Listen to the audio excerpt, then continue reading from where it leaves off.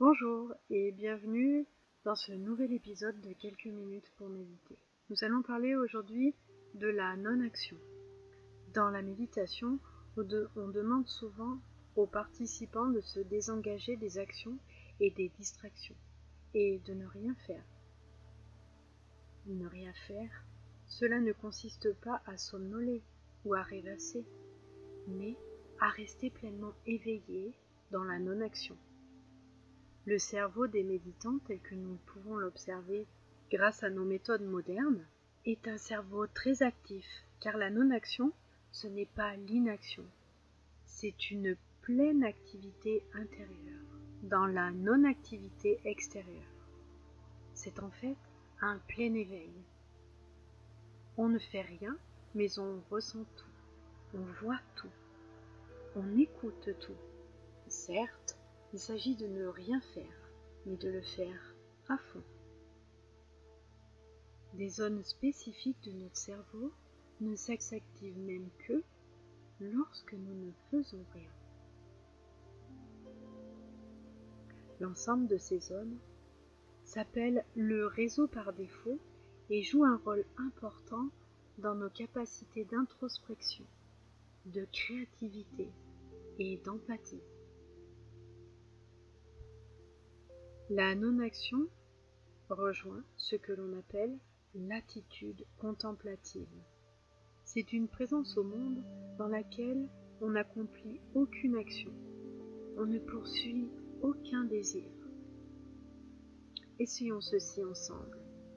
Tout ce qu'il y a à faire, c'est de ne rien faire. Laissez émerger. Arrêtez d'agir ou de vouloir, d'espérer ou d'attendre. Attachez-vous simplement à être présent. Prenez conscience de cet instant. Soyez sur le mode être plutôt que sur le mode faire.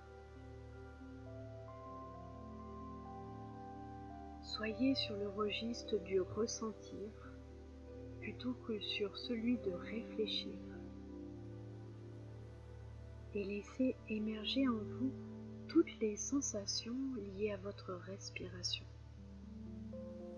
Toutes les sensations liées à votre corps. Laissez venir tous les sons sans vous attacher à aucun d'entre eux.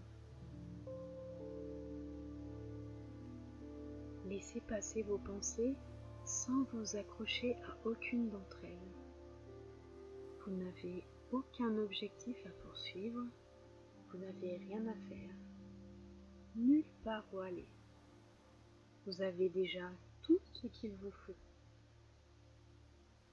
Vous êtes juste les deux pieds dans votre vie.